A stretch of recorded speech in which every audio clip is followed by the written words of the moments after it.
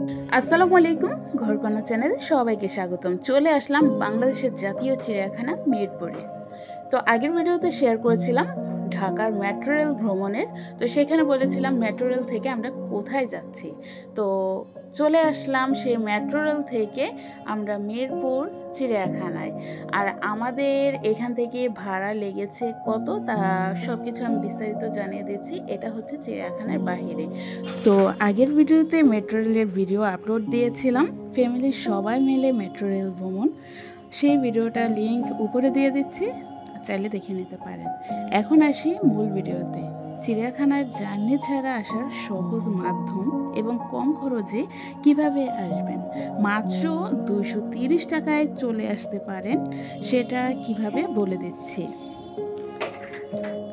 আমরা যেহেতু বাসাবোতে থাকি, তো সেখান থেকে রিক্সা নিয়েছি মতিঝিল রেলওয়েতে আসার জন্য। সেখানে ভাড়া নিয়েছে 150 টাকা। তারপর মতিঝিল থেকে মেট্রো রেলের টিকিট কেটে নিয়েছি 60 টাকায় জনপ্রতি। এটা মতিঝিল থেকে মিরপুর 10-এ মেট্রো রেলটা চলে আসবে 60 টাকায় টিকিট মূল্যে। সেখান থেকে বাস নিতে পারেন চিড়িয়াখানার, তার ভাড়া নেবে জনপ্রতি 20 টাকা। এই হচ্ছে 230 টাকা। জনপ্রতি ভাড়া 230 টাকা। সময়ও কম লাগবে, জার্নিও কম হবে। এভাবে আসলে খুব সুন্দরভাবে ক্লান্ত ছাড়া দ্রুত সময়ে চলে আসতে পারেন বাংলাদেশের জাতীয় চিড়িয়াখানা মিরপুর 10-এ। আর সেই সাথে কিন্তু মেট্রো রেল ভ্রমণের উপভোগও করতে পারবেন। আর বাচ্চাদের ঘোরার বেস্ট জায়গা বলে আমি মনে করি, তারা খুবই এনজয় করবে। যখন চিড়িয়াখানায় প্রবেশ করবেন, টিকিট মূল্য জনপ্রতি 50 টাকা। 2 বছরের নিচে বাচ্চাদের কোনো টিকিট লাগবে না। আর একটু সকাল সকাল যাওয়ার চেষ্টা করবেন, কারণ চিড়িয়াখানা ঘুরে ফিরে দেখতে দেখতে সারাদিন চলে যায়, আবার 5টার দিকে বন্ধ হয়ে যায়। তাই বলবো একটু সকাল সকাল বের হবেন। আর এখানে আরেকটা কথা বলছি, আপনারা চিড়িয়াখানা প্রবেশের আগে বাহির থেকে খেয়ে যেতে পারেন, আর না হয় বাসাবাড়ি থেকে কিছু রান্না করে ভিতরে ঢুকতে পারেন, আর না হয় বাইরে থেকে কোনো জাতীয় হালকা খাবার নিয়ে যেতে পারেন, কারণ সেখানে ভারী জাতীয় খাবার থাকে না। আমরা সবাই বাইরে থেকে খাবার নিয়ে গিয়েছিলাম, যেমন হালকা খাবার, কেক, বিস্কিট, পানি। তো এগুলো নিয়ে প্রবেশ করবেন, কারণ ভিতরে কোনো খাবারের ব্যবস্থা নেই, শুধু চা, আমরা চটপটি এগুলা পেতে পারেন। যাই হোক, আর আরেকটা কথা বলছি, ভিতরে কিন্তু নারী পুরুষের নামাজেরও সুব্যবস্থা রয়েছে, কোনো টেনশন নেই। বাচ্চাদের নিয়ে ফ্যামিলিকে নিয়ে আসতে পারেন, আশা করছি এনজয় করবে। আমরা ফ্যামিলির সবাই গিয়েছিলাম, শ্বশুর শাশুড়ি, দেবর বাসুর, যা আর বাচ্চারা। তারা তো খুবই খুশি, তাদের আনন্দ দেখে আমরাও খুশি। তো বাচ্চাদের সবচেয়ে এনজয়ের জায়গা বলে আমি মনে করি, তারা খুবই আনন্দ সহকারে ঘুরে ফিরে দেখতে পারবে এবং অনেক কিছুই শিখতে পারবে। তো আপনারা অবশ্যই ফ্যামিলিকে নিয়ে যাবেন, বাচ্চাদের নিয়ে যাবেন, আশা করছি ভালো লাগবে। তো আমরা হাঁটতে হাঁটতে অনেকটাই ভিতরে চলে গেছি, আর এই পর্যায়ে আমরা খুবই ক্লান্ত হয়ে গিয়েছিলাম, কিন্তু চতুর্দিকের প্রকৃতি আমাকে এতটাই মুগ্ধ করেছে, মাশাআল্লাহ, সুবহানাল্লাহ, অনেক সুন্দর। আর আমি গাছপালা খুবই পছন্দ করি, মনে হয় শুধু গাছপালার ভিডিও করি। তো আমার কাছে খুবই ভালো লেগেছে। কিন্তু সেখানে সেদিন কোনো বাতাস ছিল না, কিন্তু যখন চলে আসবে তখন হঠাৎ করে বৃষ্টি চলে আসছে। তো বাতাস থাকলে হয়তো বা আরও বেশি ভালো লাগতো। তো একটা সাইডে শুধু বাতাস ছিল অনেক, সেটা হচ্ছে পুকুরের সাইডে। তো আমরা সেখানেই খাবার খেয়েছি, আর সেখানে বসে বসে অনেকক্ষণ রেস্ট নিয়েছিলাম। যাই হোক, এখানে অনেক কিছু দেখবেন এবং বাচ্চাদের শিখাবেন, আশা করছি ভালো লাগবে। তো সাইডের প্রকৃতিগুলো মাশাআল্লাহ অনেক সুন্দর।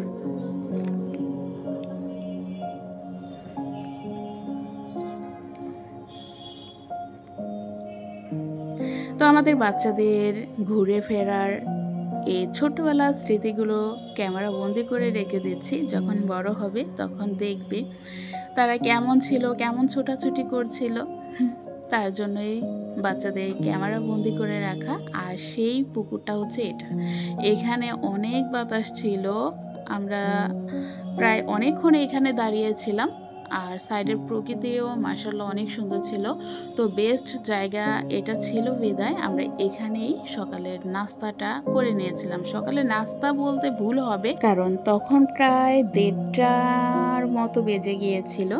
তো যাই হোক, যেই খাবারগুলো নিয়েছি কিছুটা খেয়ে বাকি পথ হাঁটতে হবে। তো সাইডের প্রকৃতি দেখে খুবই মুগ্ধ আর খুবই এনজয় করছিলাম। খুবই ভালো লেগেছিল। এখানে বাতাস ছিল অনেক। আর সবাই ওই সাইডে সিরিয়ালে বসে পড়েছিল। তো আমরাও এখন চলে যাব। আর এখানে বসে হালকা পাতলা নাস্তা খেয়ে বাকিটা পথ অতিক্রম করব। তো কি কি আছে ভিতরে আপনারা দেখতে থাকুন।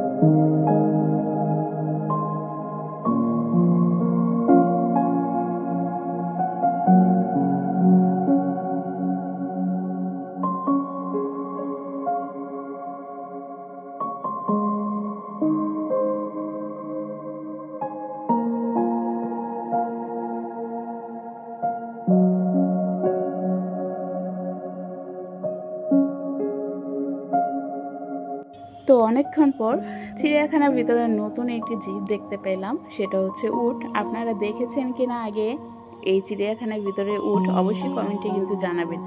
আমার লাইফে 3বার আসা, তো 3বারের ভিতরে আমি এই প্রথম দেখেছি উটটা।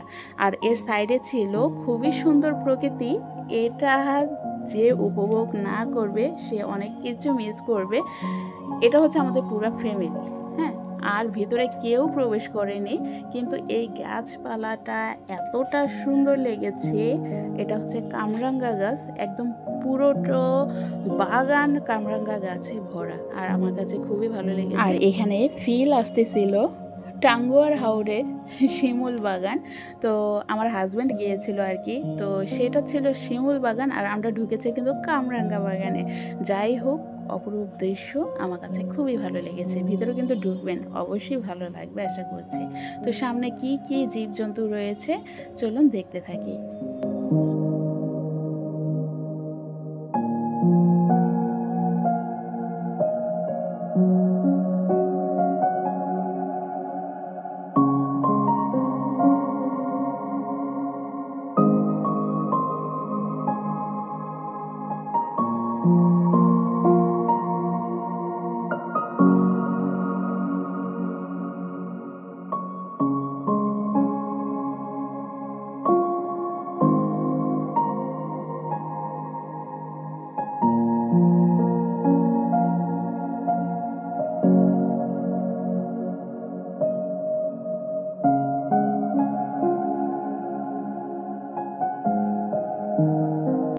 তো হাঁটতে হাঁটতে অনেকটা পথ হেঁটে এসেছি। এটা হচ্ছে প্রাণী জাদুঘর ও ফিশ অ্যাকুয়ারিয়াম। এখানে ঢুকতে 10 টাকা টিকিট লাগবে। আর আমাদের বাচ্চারা তো এই অ্যাকুয়ারিয়ামের সাইনবোর্ডটা তো মনে হয় ভেঙেই ফেলবে। যে অবস্থা, যে দুষ্টামি করছিল।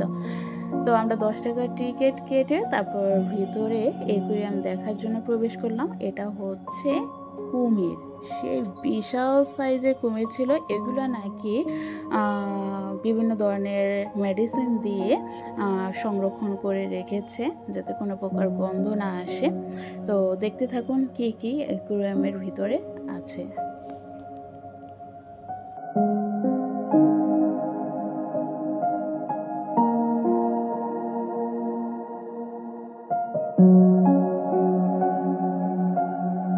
আর এইখানে এই সাপের বয়মগুলো দেখে আমার খুবই ঘৃণা লাগতেছিল। মানে এগুলো আমি দেখি নাই, শুধু চোখ বন্ধ করে ভিডিওগুলো ক্যামেরা বন্দি করে এনেছি, কারণ আমার এই সাপ আমি এগুলো দেখতে পারি না, খুবই জঘন্য লাগে। আর দেখেই কেমন যেন বমি বমি লাগতেছিল। তো যাই হোক, এটা খুবই বাজে ছিল, আমার কাছে ভালো লেগেনি অতটা।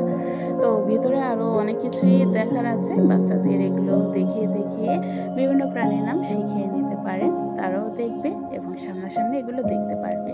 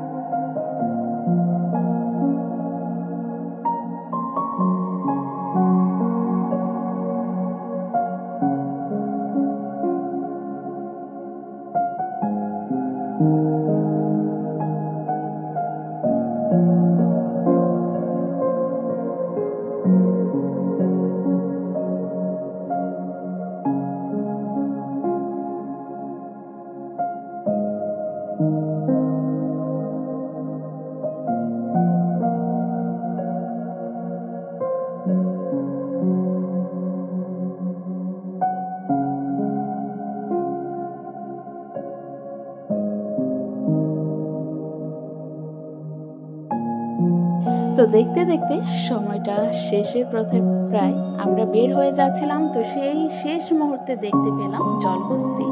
এটা বাচ্চারা খুবই এনজয় করছিল, কারণ এটা কাছ থেকে দেখতে পারছিল।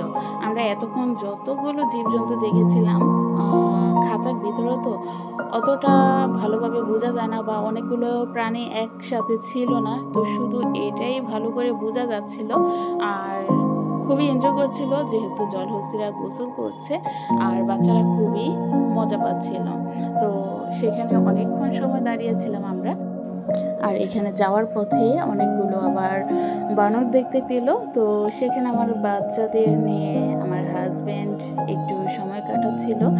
এখানে আমার ছেলেকে বলতেছিল যে ঘাসগুলো বানরের সামনে ধরে রাখো, ও ধরুক, তুমিও টেনে ধরে রাখো, দেখি কার শক্তি বেশি। কিন্তু আমার ছেলে বুঝতে পারছে না, ঘাসগুলো তাদের দিয়ে দিচ্ছে।